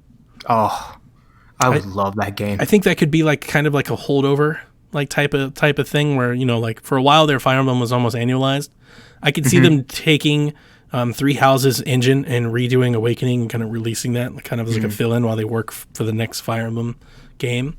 And I want to say, I think I could see the same thing with like Sun and Moon. Really? Pokemon. I wouldn't say Sun and Moon. I don't know. The reason why I say that is because they sold so well. They sold so well, but they have the connectivity already basis there to transferring Pokemon and like the people who already have like are Pokemon fans. I know there's new Pokemon fans now, but I don't know. It just seems too recent. Oh, wait 10 years and remake it. Okay. Yeah. Okay. Just throwing one out there. Well, you know what they do is that they make new line of games, and sometimes they do a remake or an offshoot like Let's Go. So I think the next remakes are going to be the 4th gen. It's going to be Platinum and Pearl and Diamond. That's the one everybody's going for. Yeah. I haven't played this, but what about Kid Icarus Uprising? Can't do that on Switch. I haven't played it. Oh, okay. I don't know. Okay. No, the control scheme. I mean, that's a game you'd have to completely rework. Like, so I was thinking of like Samus Returns, Link Between Worlds. Like Link Between Worlds had, like the second screen is just inventory. Like you can just put that off on a start screen, right? Like the one 3DS game that I actually used the 3D function on because it helped with my perception with where I could slide behind. If we're talking about like a 35th anniversary of Zelda, and then we're assuming, like, let's just say we're assuming, I'm not getting expectations out of hand, but let's say we're assuming we get the ports for the HD remasters, right? We get Twilight Princess, we get Wind Waker. Maybe like the new one is a Skyward Sword, and then maybe like the offshoot or the surprise, I could see being A Link A Link Between Worlds, because that game has a lot of fanfare. It was a lot of people's Game of the Year list. It's really not even mine. I feel like I'm love that sticking game. up for a Zelda game that's not like super on my list, but it's kind of locked to that console, right? Yeah. Whereas a lot of these other games are on Wii, they're on Wii U, like they have a lot more availability, where that game is literally just there. So I could see that's where like all of the games that I'm kind of putting out, I'm kind of thinking like that as some way of kind of maybe future proofing some of these standouts, so they can still keep them moving forward. The Bravely Default series, some JRPGs, I could totally see them being ported.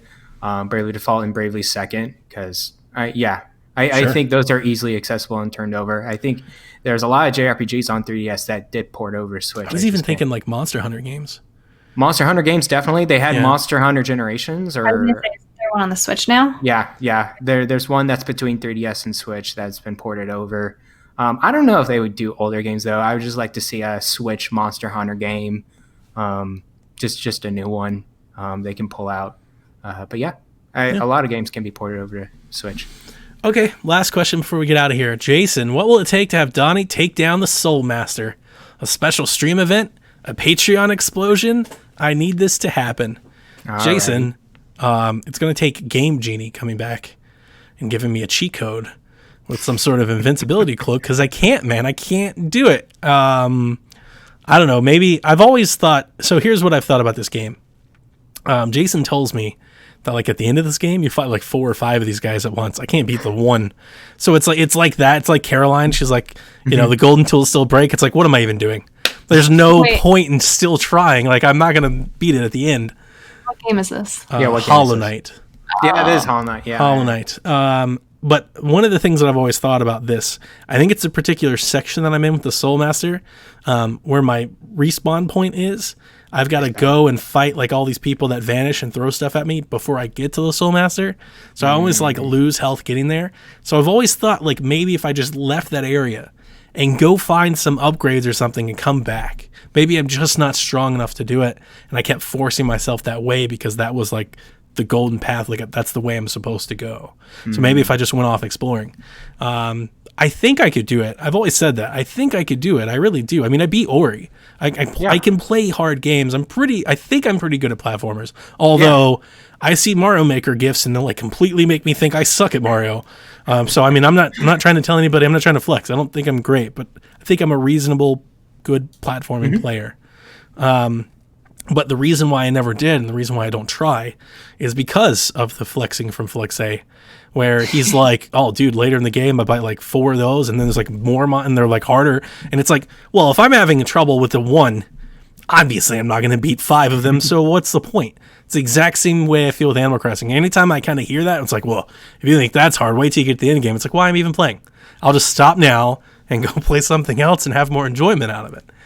I think that makes sense, but at the same time, as you're going through the game, you're just improving a little bit more step by step, and then you're gonna get to the point where you're gonna. Garrett, you don't realize how many times I died to the Soul Master. How many I tried multiple days trying to beat him and multiple runs and multiple sessions and could not.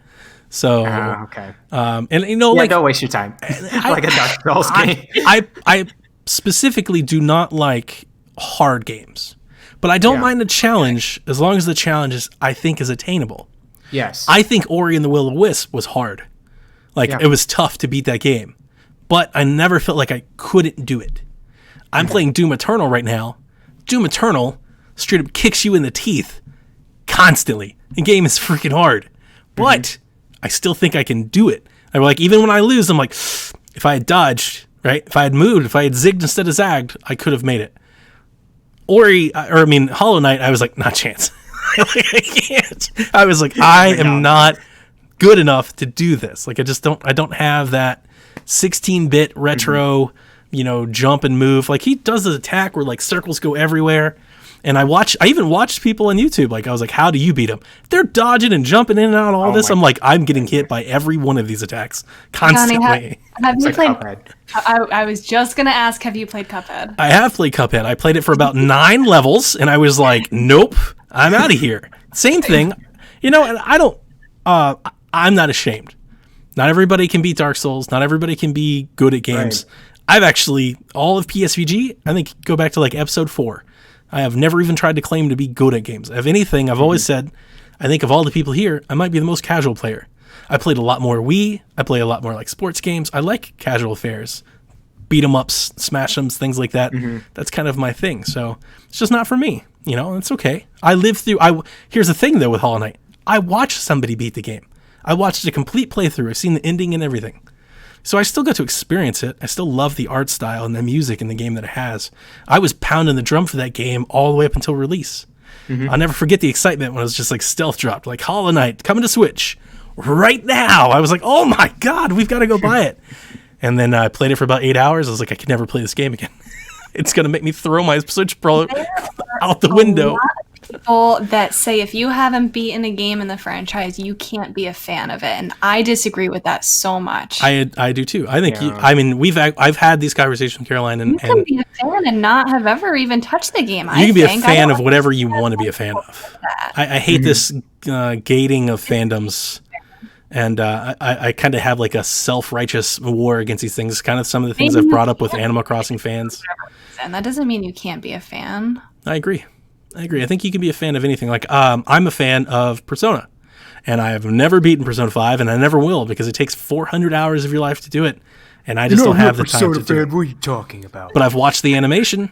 I bought the books. I've got like all the things. So I know people who are big Pokemon fans and have never played a main series game, and I think that's totally okay. Like, it's, I don't know. Franchises are more than just playing and beating a game and being a fan of it. That's what I think. Yeah. That's the same reason why I've never like given Bloodborne a try, even though I think it looks really cool. Like I've always thought it looked awesome, but no, I'm not doing that. I'm not about that kind of that. So Jason is very much the opposite, right? Where he loves a challenge. Like when he gets challenged by a game, it's almost like an obsession that he has to overcome it. It's like the opposite for me. When I get really challenged by a game, like even with Doom Eternal the other night, I was close. I was real close. I was like, all right, if I die again, this is it. Like I'm just going to start playing Resident Evil, but I didn't. Like I said, I got close. They're teetering on the edge of how much I'm willing to take. But for me, most of the time, if I die, dude, with Hollow Knight the Soul Master, I died 10, 12, 15 times in a row, right? Normally I'll give you like 4 or 5. If I'm not improving the 4th or 5th time through, it's like, I'm going to go play something else. Because obviously I'm being frustrated and stressed. And that's like the antithesis of reasons why I'm even playing. You know, it's like this is the whole point of playing the game. And that's okay. I think we all bring different things, you know, to the podcast, to the network, even not just with you guys, with all of PSVG. I'm the guy you come to if you want like narrative adventures or like Streets of Rage stuff or Warrior stuff. I got you and then some. But like the hardest things I do are like Ori or like Fire Emblem. Like the Fire Emblem was tough. Like Fire Emblem, the last, that I got close. I got close to that one too. I was like, I don't know if I can beat this. Yeah. It was pretty rough at the end. But I got through the end. But the whole ride up there wasn't that bad. Yeah. You know, so anyway, hope that last little tangent was worth it for you, Jason. I'm sorry. I'll just continue to live vicariously through you. It's okay. Jason did like The Messenger and he did Hollow Knight. Like he's our guy for that. We've got a guy for that. I'm just not that guy. I do love the game though. Love the story. It's absolutely fantastic. That's going to do it for us this week on the Nintendo Shack. I hope you enjoyed hanging out with us, and we will see you next week, Kooplings. Good night. Bye-bye.